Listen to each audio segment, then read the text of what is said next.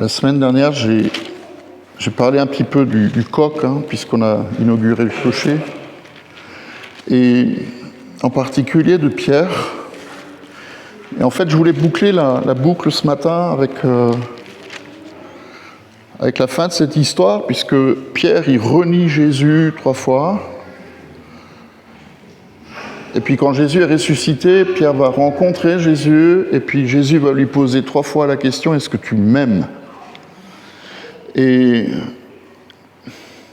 c'est pas dans le sens de rattraper le coup ou de se racheter, mais c'est pour que la mission de Pierre lui soit donnée, qu'il réalise que le pardon lui a été accordé par le Seigneur.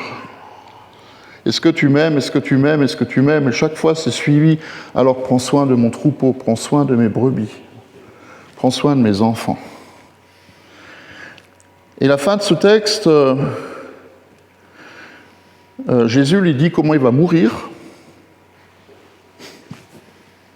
La tête à l'envers, enfin. Et le texte, la fin de Jean dit, Pierre se retourna, alors à ce moment-là, et il vit venir derrière lui le disciple que Jésus aimait, et celui qui penchait sa tête sur sa poitrine pendant le dernier repas. Et en le voyant, donc Jean qui est derrière, Pierre il dit à Jésus, Seigneur, qu'est-ce qui va lui arriver à lui ? Et en le voyant, Jésus lui répondit, si je veux qu'il vive jusqu'à ce que je revienne, en quoi ça te concerne ? Toi, suis-moi. En fait, peu importe ce qui advient aux autres. D'ailleurs, aujourd'hui, dans l'Église, le message de Jean est le message le plus important qui soit, puisqu'il parle de l'unité et de l'amour qu'on doit avoir. C'est ça, si je veux qu'il reste jusqu'à ce que je revienne. D'accord ? Toi, suis-moi. Et la conclusion de Jean, à la suite de ce « toi, suis-moi », dit la chose suivante. Jésus a fait encore beaucoup d'autres choses, mais si on les écrivait en détail, je ne pense pas que le monde entier puisse contenir les livres qu'on écrirait. Et je me suis posé la question, mais c'est pas possible. C'est pas possible. A priori. Parce que comment tous les livres du monde ne pourraient pas contenir tout ce que Jésus a fait ? Parce qu'on écrit, et on en a écrit des bouquins sur Jésus, sur le royaume de Dieu, sur son histoire, sur ses paroles, sur son enseignement, mais le monde entier ne pourrait pas contenir tous les livres qu'on écrirait. C'est pas possible, et bien je vous dis que si, c'est possible. Et vous savez pourquoi ? Parce que ces livres écrits, c'est chacun d'entre nous. Ces livres écrits, c'est chacun d'entre nous. Chaque jour de notre vie, nous écrivons un nouveau chapitre de notre marche avec Dieu. Si on croit en lui, évidemment. Paul, il dit que nous sommes des lettres vivantes, écrites non pas avec de l'encre, mais avec l'Esprit de Dieu. Nous sommes des lettres vivantes. Donc chacun d'entre nous, et est-ce qu'on réalise qu'il y a aujourd'hui sur Terre 2 milliards de chrétiens avec une augmentation de 10% chaque année ? Ça fait du monde, C'est pas aussi nombreux que les étoiles du ciel, mais ça fait du monde. Rendez compte, déjà 2 milliards de livres aujourd'hui qui seraient écrits avec notre histoire, ou l'histoire de ces gens, avec Jésus. Alors je ne vais pas vous demander qu'est-ce que vous écriveriez, ou qu'est-ce que l'Esprit Saint écrirait sur vos cœurs et donnerait à partager au monde entier. Ça vous regarde vous et votre Dieu. Hein. Mais quand même, chacun de nous aurait quelque chose à raconter. Nous sommes des lettres vivantes. Le jour où John F. Kennedy a été assassiné, le même jour, est mort un autre grand homme. Et personne ne l'a noté, puisque JFK, c'était quand même quelqu'un d'extrêmement connu. Mais le même jour est mort un autre grand homme qui s'appelait C.S. Lewis. Pour ceux qui le connaissent, il a écrit Narnia pour les enfants. Mais c'était un érudit d'Oxford qui était passé de l'athéisme au christianisme, qui a commencé à croire en Jésus et qui a écrit un tas de bouquins pour défendre la foi chrétienne, pour expliquer par A plus B que Jésus est une réalité, que Dieu existe.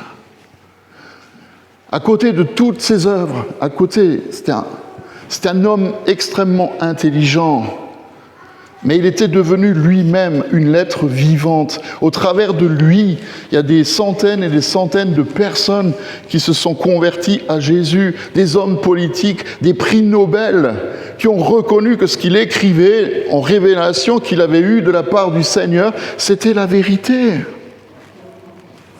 Nous sommes des lettres vivantes. Amen. Il y en a une qui est d'accord, c'est déjà bien. Le Seigneur y tire sa louange de la bouche des petits, hein. Ne l'oublions pas. Est-ce que nous réalisons que quand on lit les Actes des Apôtres, ceux qu'on appelle chrétiens, ils ne s'appellent pas eux-mêmes chrétiens, ils sont appelés par les autres. Pourquoi ? Parce que dans leur manière d'être et leur manière de parler, leur manière d'agir, ils reconnaissaient Christ en eux. Ce n'est pas les chrétiens qui s'appelaient eux-mêmes « je suis chrétien ». D'ailleurs, il y a parfois certains, il ferait mieux de se taire hein, et de ne pas le dire. Hein.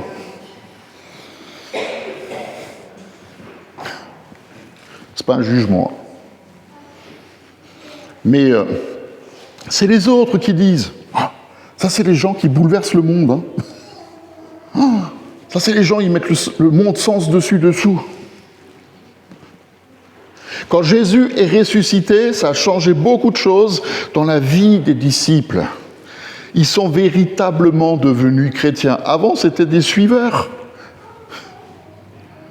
Ils avaient foi en Jésus et puis quand il est mort, tout s'est écroulé pour eux jusqu'à ce qu'il ressuscite. Mais une fois qu'il était ressuscité, ils sont vraiment devenus chrétiens et ils ont commencé à manifester la vie du royaume sur la terre. Sa compassion, sa grâce et son amour pour tous les hommes. Je commençais mon message par Pierre qui marche avec Jésus et Jean qui est derrière. Je vais prendre le texte de ce matin, justement dans les Actes des Apôtres, chapitre 3,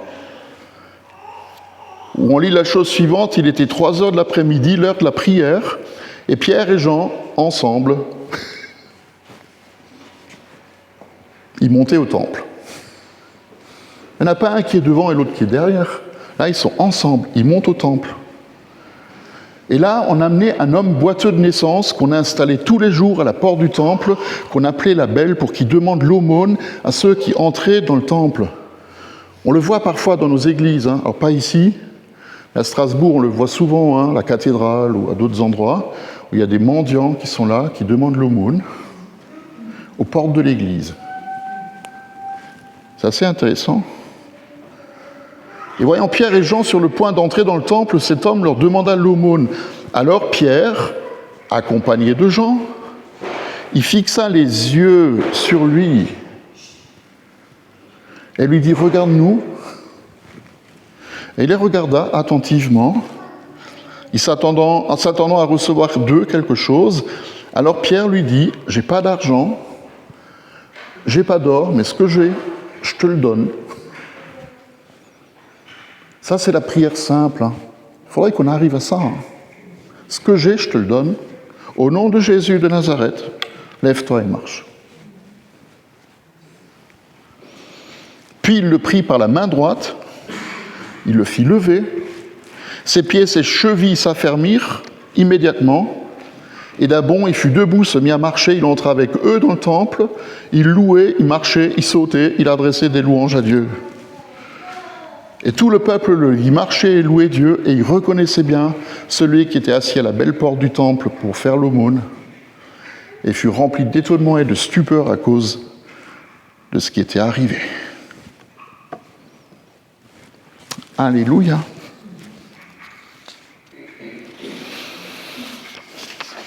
J'ai pas d'argent. D'ailleurs, c'est vrai. Sur moi.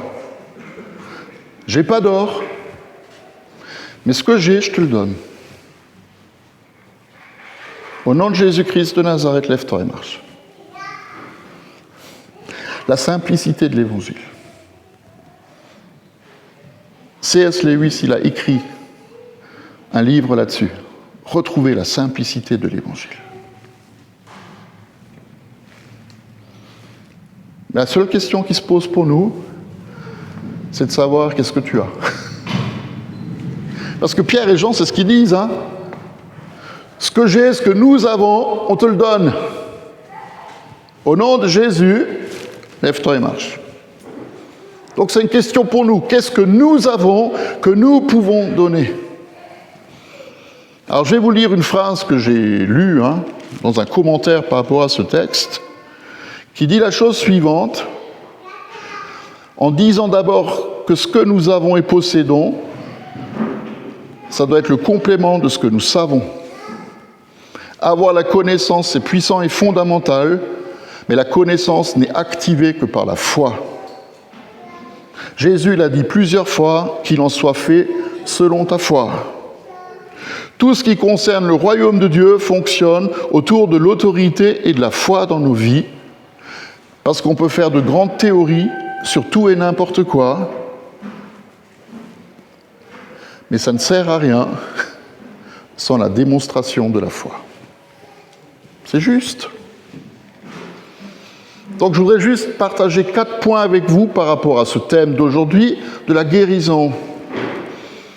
Premier point, est-ce que nous croyons que Dieu guérit encore aujourd'hui? Ok, amen. Je passe au deuxième point. Non. Mais c'est juste une réalité. Est-ce que nous croyons que Dieu peut encore faire des choses qui nous dépassent? Amen. La foi, c'est la ferme assurance des choses qu'on espère et la démonstration de celles qu'on ne voit pas. Ça ne veut pas dire que tous les malades sont guéris. Ça veut dire pour nous que si quelques-uns le sont, nous devrions nous réjouir avec eux.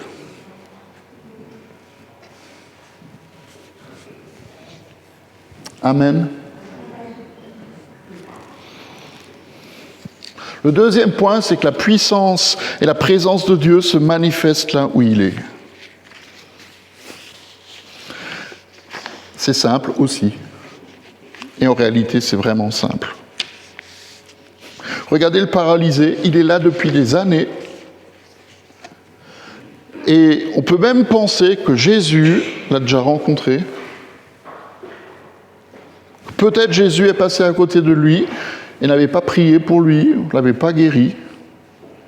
Il était juste assis à la porte du temple. Le temple, c'était le lieu de la présence de Dieu, et lui, il est infirme. Et on peut se demander, mais comment est-ce possible?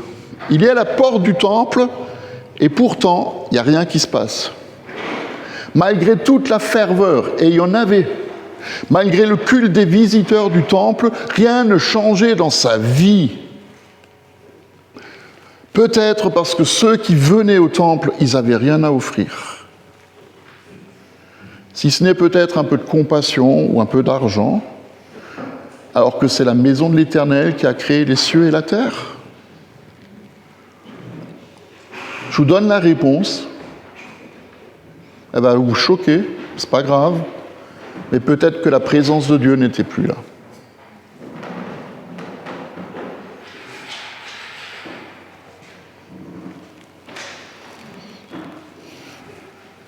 Comme dans beaucoup d'églises aujourd'hui.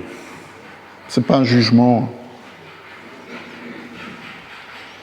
Quand Jésus est mort et qu'il a crié « Tout est accompli », le rideau du temple se déchire de en haut jusqu'en bas.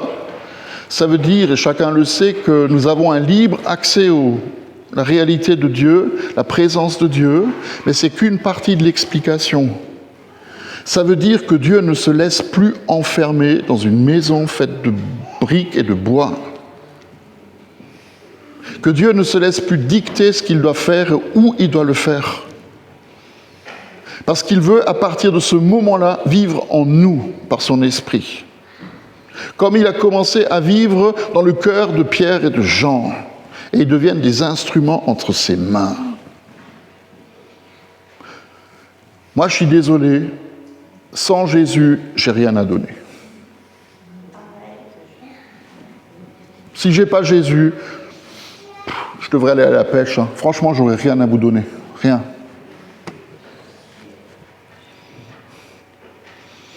Et quand le rideau s'est déchiré, vous savez ce qui s'est passé? Les religieux, ils sont devenus nerveux. Et ils ont vite recousu le rideau. Hein. Au-dessus de la porte d'entrée du temple, il y avait une inscription, c'était en grand, c'était beaucoup plus grand qu'ici. Hein. Il y avait écrit ça. Il y avait écrit « Gloire, Kabod ». C'est ça qui était écrit. C'était en grand, grande inscription, au-dessus de la porte du temple. La Kabod, la gloire de Dieu.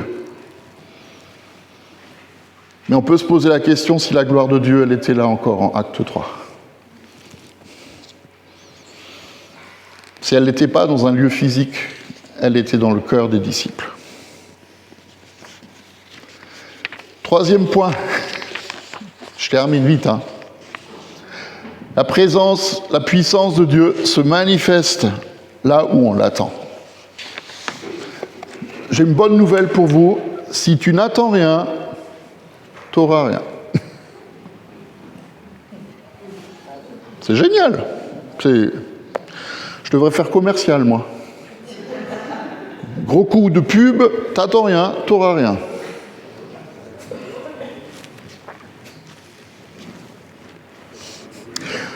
Il y a un détail dans l'histoire. Elle est extraordinaire. Enfin, c'est un détail extraordinaire. Mais Pierre et Jean, ils disent à cet homme, regarde-nous. Et le texte dit, il les regarde attentivement. En grec, c'est extraordinaire.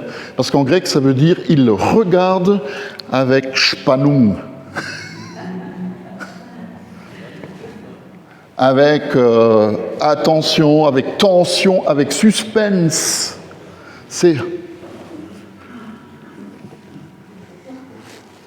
J'arrive pas, hein. Je suis pas acteur. Hein. Mais il attendait. Au moins il attendait. Et nous, est-ce que nous attendons? C'est une question pour nous. Hein. Et je citerai mon verset préféré, enfin un de mes versets préférés, parce que j'en ai plein. Hébreux 11:6 qui dit « Sans la foi, il est impossible de plaire à Dieu, car il faut que celui qui s'approche de lui croit qu'il existe et qu'il récompense ceux qui le cherchent. » Et il y a un truc dans ce verset qui est extraordinaire, et vous ne l'avez peut-être pas remarqué, mais il passe du singulier au pluriel.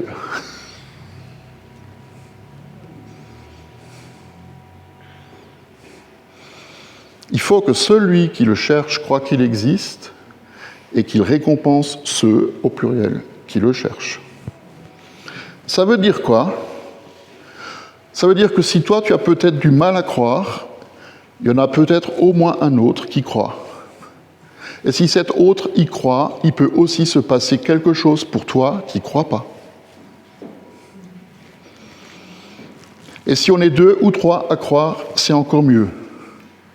S'il y a Pierre et Jean, Yvette, Gérard, Jean-Luc, peu importe qui, c'est décuplé. Je crois pour toi, avec toi. Amen. Dernier point. Jésus a dit « Tout pouvoir m'a été donné dans le ciel et sur la terre ». C'est tout le contraire du Notre Père, où nous prions que ton règne vienne et que ta volonté soit faite. Ça veut dire quoi? Ça veut dire que sa puissance s'exerce en haut, mais que nous prions en bas pour qu'elle descende. Amen. Pour que ce qui est en haut descende ici, aussi au milieu de nous.